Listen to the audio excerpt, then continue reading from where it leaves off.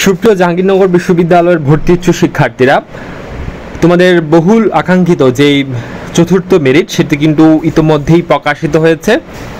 আমি বলেছিলাম যে তোমাদের মাঝে আমি দুপুর 2টার মধ্যেই সেই চতুর্থ মেরিটের আপডেট নিয়ে হাজির হব এবং আমি আশা করি সেই কথা আমি রাখতে পেরেছি। তোমরা জানো ইতোমধ্যেই তোমাদের চতুর্থ মেরিট প্রকাশিত হয়েছে। তো আমরা চতুর্থ মেরিট একটু দেখব যে আসলে কোন কোন ইউনিটে কোন শিফটে কত মেরিট পর্যন্ত সাবজেক্ট পেল। এখানে তোমরা দেখতে পাচ্ছ, তোমরা যারা ডি ইউনিট অর্থাৎ জীববিজ্ঞান অনুষদে পরীক্ষা দিয়েছো তোমাদের ইতোমধ্যেই কিন্তু 4th মেরিট লিস্ট প্রকাশিত হয়েছে এবং এটি ছেলেদের। তো তোমাদের হচ্ছে অনলাইনে যে ভর্তি কার্যক্রম সেটি কিন্তু 28 জুলাই থেকে শুরু করে 30 জুলাইয়ের মধ্যেই সম্পূর্ণ করতে হবে এবং একটি সময় এখানে দেওয়া আছে 11:59 মধ্যে সেটি তোমাকে সম্পূর্ণ করতে হবে।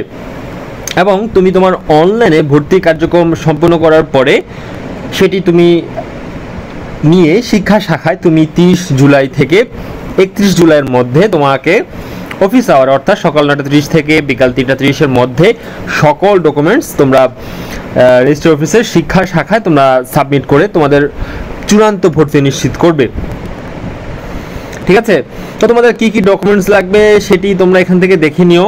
ঠিক আছে, কারণ আমি আর এটি বলছি না, তারপর একটু বলে নেই। তোমাদের মাধ্যমিক এবং উচ্চ মাধ্যমিক পর্যায়ের সার্টিফিকেট, ঠিক আছে, যদি থাকে উচ্চ মাধ্যমিকেরটা তাহলে নিয়ে আসবা। তোমাদের মাধ্যমিক এবং উচ্চ মাধ্যমিকের মূল মার্কশিট, তারপরে তোমাদের জাহাঙ্গীর ইউনিভার্সিটির মেডিকেল সেন্টার থেকে একটি মেডিকেল সার্টিফিকেট লাগবে। সেটি কিভাবে নেবে সেটি আমি বিগত ভিডিওতে বলেছি।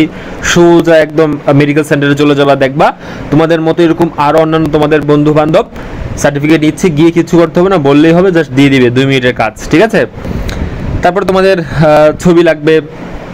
ঠিক আছে, তারপরে তোমাদের হচ্ছে যে কি বলে এটাকে ডোপ টেস্টের একটি তোমাদের রিপোর্ট লাগবে অবশ্যই, এবং সেটি আশা করছি তোমরা করে রেখেছো কিংবা করবা আজকের ভিডিও দেখার পরে যারা সাবজেক্ট পেয়েছো। তারপরে তোমাদের যে সাবজেক্ট চয়েস ফর্ম ছিল সেটি নিয়ে আসবা। তারপরে তোমাদের এডমিট কার্ড, তার ফটোকপি নিয়ে তোমরা সর্বপ্রথম তোমরা ওই ডিপার্টমেন্টে যাবা। তুমি যে ডিপার্টমেন্টে চান্স পেয়েছো তুমি তোমার ডিপার্টমেন্টে গিয়ে তোমার ডিপার্টমেন্টের যেই চেয়ারম্যান, সে চেয়ারম্যানের তুমি সাইন নিয়ে আসবা। সাইন নিয়ে পরবর্তী তুমি যাবা ডিন অফিসে। তুমি যেই ফ্যাকাল্টিতে পরীক্ষা দিয়েছো সেই ফ্যাকাল্টি ডিন অফিসে যাবা। ডিন অফিসে গিয়ে সেই ডিন স্যারের তুমি সাইন নিয়ে পরবর্তীতে তোমরা শিক্ষা শাখায় গিয়ে এগুলো সশরীরে জমা দিয়ে আসবা। ঠিক আছে, এবং কেউ যদি তোমরা এই নির্ধারিত সময়ের মধ্যে ভর্তি হতে না পারো তোমাদের ভর্তি বাতিল করে শূন্য আসন পূরণ করার জন্য পরবর্তীতে শিক্ষার্থীদেরকে কল করা হবে। তো এখন আসি দেখার জন্য যে আসলে তোমরা চতুর্থ মেরিটে ছেলেদের মধ্যে কে কে সাবজেক্ট পেলা।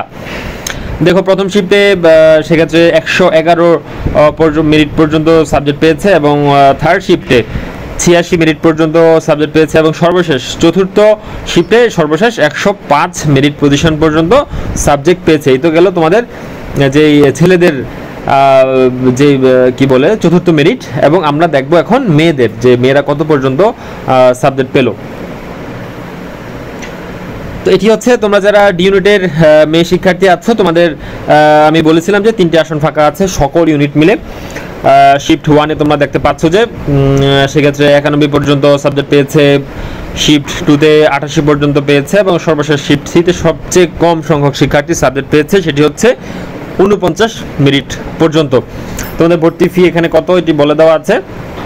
আশা করছি তোমাদের এই ব্যাপারগুলো ক্লিয়ার হয়েছে এবং কীভাবে ভর্তি হবা, কোন দিন গিয়ে কী কী কাজ করবা, কোথায় যেতে হবে, কী কী ডকুমেন্টস লাগবে সেটি ইতিমধ্যেই বলেছি। এবং আমরা এখন ডি ইউনিটের মেয়েদের কিন্তু মেরিট লিস্ট দেখিয়ে দিলাম। এরপরে আসবো আমরা পরবর্তী ইউনিটের মেরিট লিস্টগুলো দেখার। আমরা এবার দেখব বি ইউনিট অর্থাৎ সামাজিক বিজ্ঞান অনুষদ। তো সামাজিক বিজ্ঞান অনুষদের যে চতুর্থ মেরিট লিস্ট পরবর্তী যে নির্দেশনা সেটি আমি ইতিমধ্যেই বলেছি তোমাদেরকে, কোথায় কোন ডকুমেন্টস নিয়ে যেতে হবে, কি করতে হবে। তা আমি আর সেগুলো রিপিট করছি না। তো এখন বি ইউনিটে তোমরা যারা ছেলে শিক্ষার্থী আছো তোমাদের চতুর্থ মেরিট লিস্ট কিন্তু ইতিমধ্যেই প্রকাশ হয়েছে। তো তোমরা দেখে নাও যে তোমাদের আসলে যেহেতু একটি শিফটই পরীক্ষা হয়েছে অর্থাৎ 4th শিফট, তো সেই 4th শিফটে আসলে সর্বশেষ কত মিনিট পর্যন্ত সাবজেক্ট পেলো।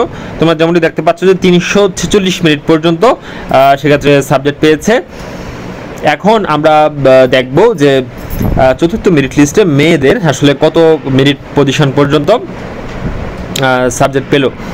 তো এই যে এখানে তোমরা দেখতে পাচ্ছ যে তোমরা যারা ফিমেল ক্যান্ডিডেট আছো ভাইয়া, তোমাদের চতুর্থ মেরিট লিস্টের ফলাফল।